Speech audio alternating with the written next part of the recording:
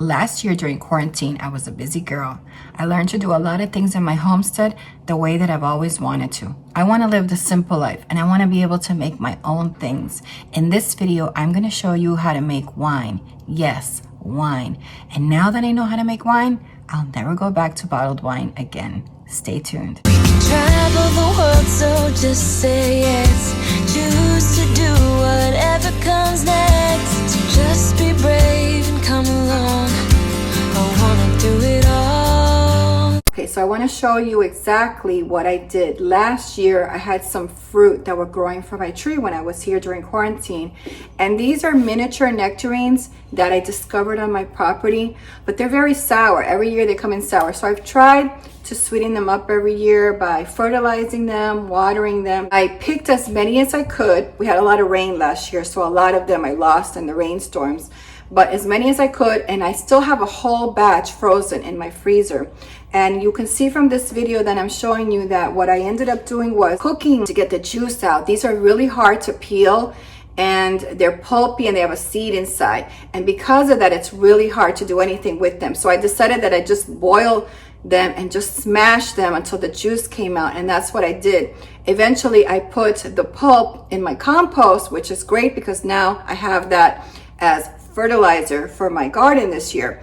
But what I did with this juice is I made wine with it. But don't worry, if you don't have any fruit, this is how you're going to make wine the easy way, which is the way that I did it. So after I learned to do that, it was time consuming and it was great if you have the fruit. So when I have other fruits coming in, I will definitely be doing that with my fruit. But in the meantime, I wanted to make wine out of fruit juice. I thought, well, if I could just buy fruit juice, I'm already like one step ahead. I bought this juice from Sam's Club. They come 2 in a pack. I think they're about $5 for 2 of these.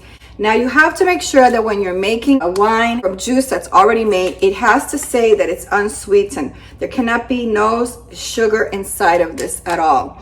So this one is the one that I used, okay?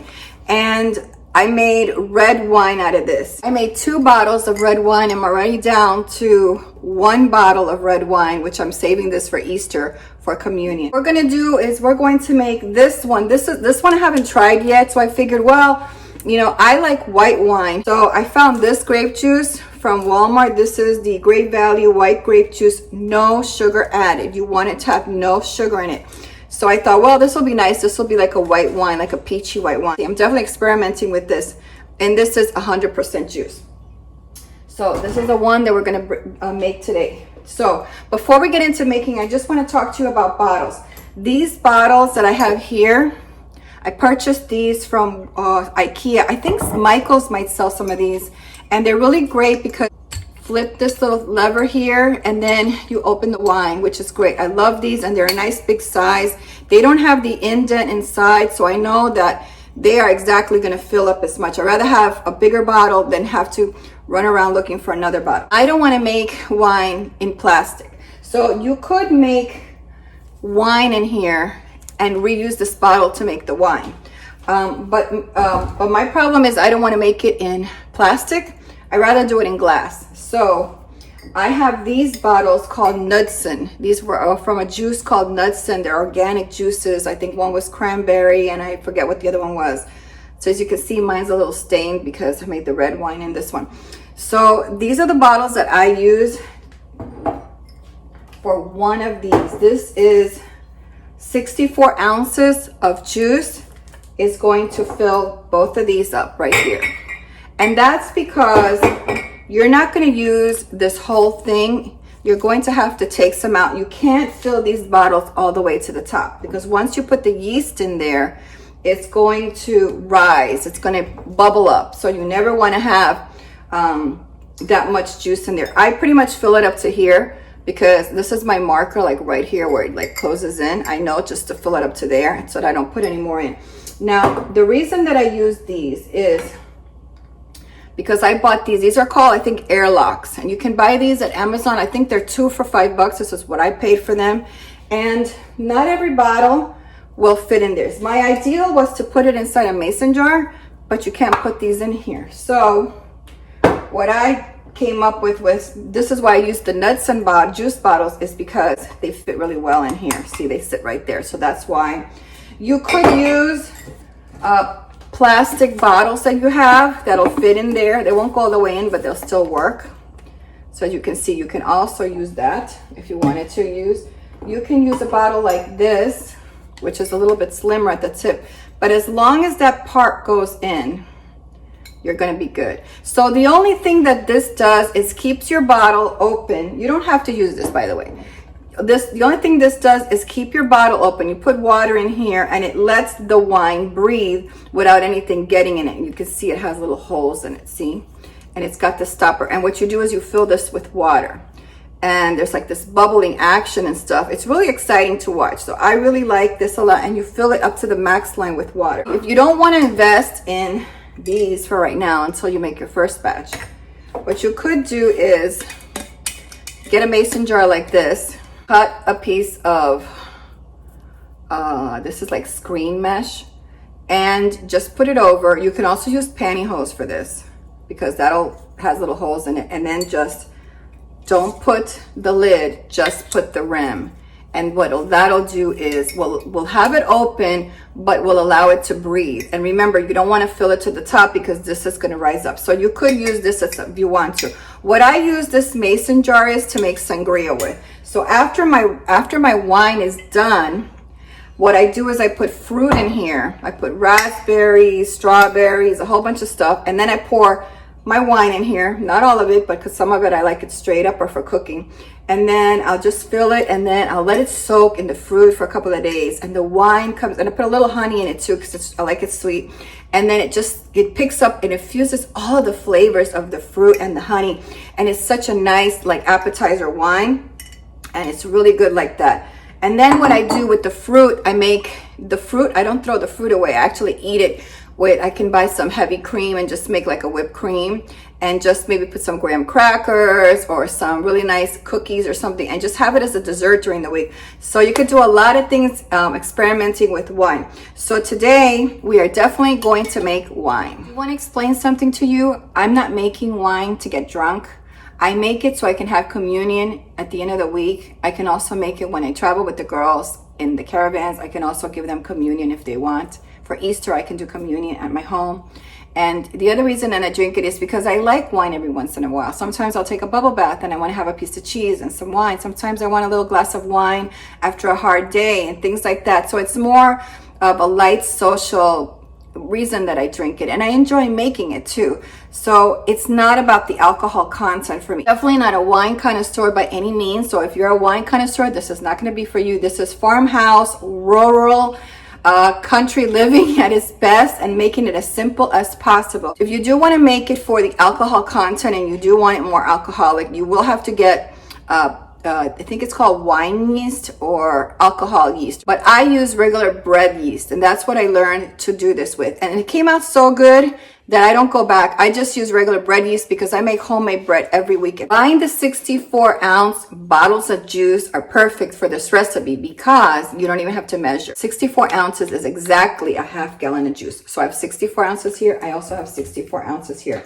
This bottle is also 64 ounces, as you can see. So you can reuse these bottles. I'm going to make today inside of the nuts and bottles. This is a simple recipe because it's a half gallon of juice, which is 64 ounces, to a half sugar. You're going to definitely want to add sugar to this. After you put that in, you're going to have a 1/4 teaspoon to your mix. You're going to shake it up, and then you're just going to let it sit, and you're going to let it sit for 5 to 6 weeks is what I let it sit. First thing I have to do, I have to take this juice and I got to take some out of it so that I can pour the ingredients inside this bottle, and then I can put it to sit in my glass jars. So I'm going to take a cup measurement like this, and I'm going to pour the juice in here and get some out of it.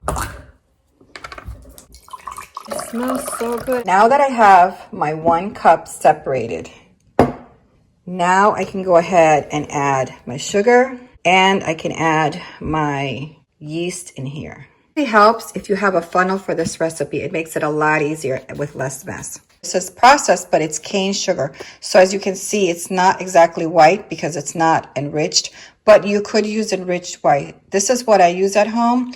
So when I open it up, it smells really nice. Okay, so I'm going to pour a half cup into this bottle.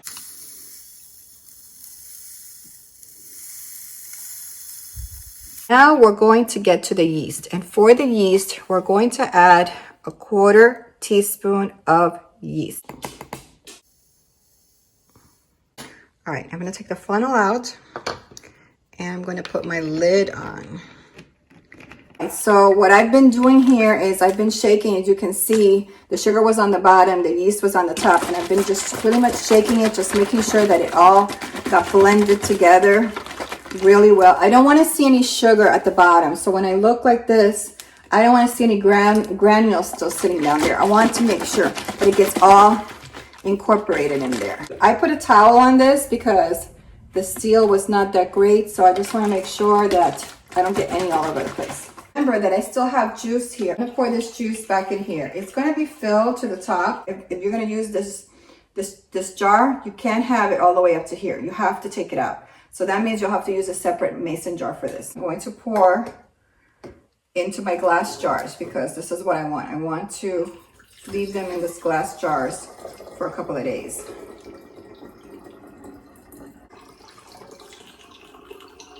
Got my 2 jugs, and all I have to do is put my airlocks. If you were pouring it into the mason jar, you would just put your screen mesh, close it up, and let it sit. Definitely put something, pantyhose or a mesh or something, so bugs don't get in there, because they're going to be attracted to the sugar and the smell. This is going to have a nice smell. I think the first 4 days I shook it daily, twice a day. After that, just once a day. But I'm going to use the airlock, so I'm going to fill my airlocks with water at this point.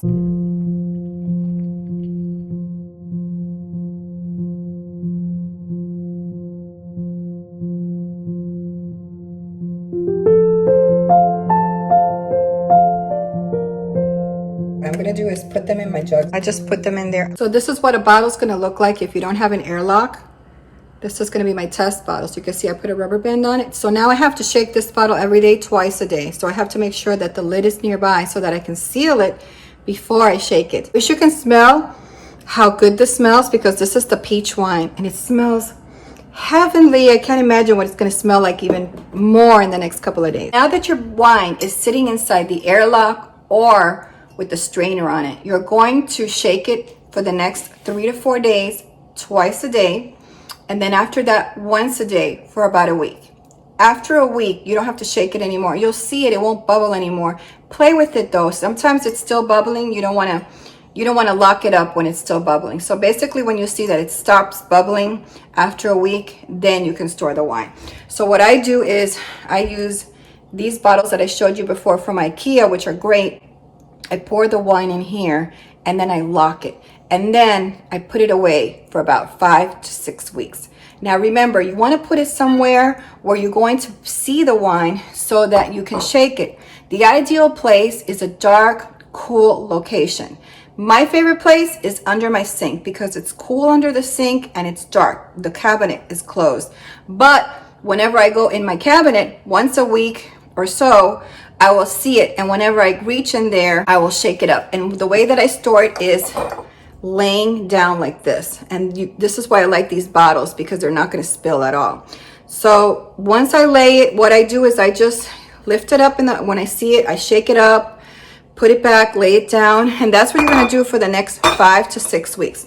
After 5 to 6 weeks, you can drink your wine. Like I said before, I'll take half of it into a mason jar and I'll make sangria with it, which is putting fruit. For this one in particular, I'm probably going to end up putting like white grapes. I'll probably put in, I might even put mango in this one. It's going to be interesting to try. So come back for that video once this is ready, and I'll show you how I make sangria with this peach flavored wine. If you want to do the red wine, you're going to do the same recipe with the red wine. Remember, it's a half to a quarter.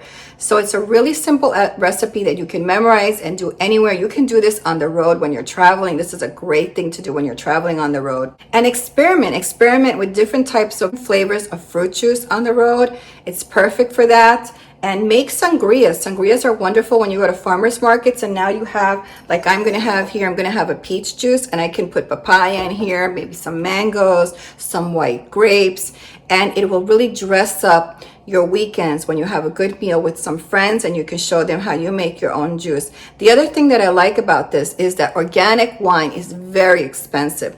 So if you purchased organic fruit juice from the store, you know what ingredients you're putting into it. So I hope that you really enjoy these tips. Thank you so much for watching. If you like this video, don't forget to give it a thumbs up. It really helps me a lot.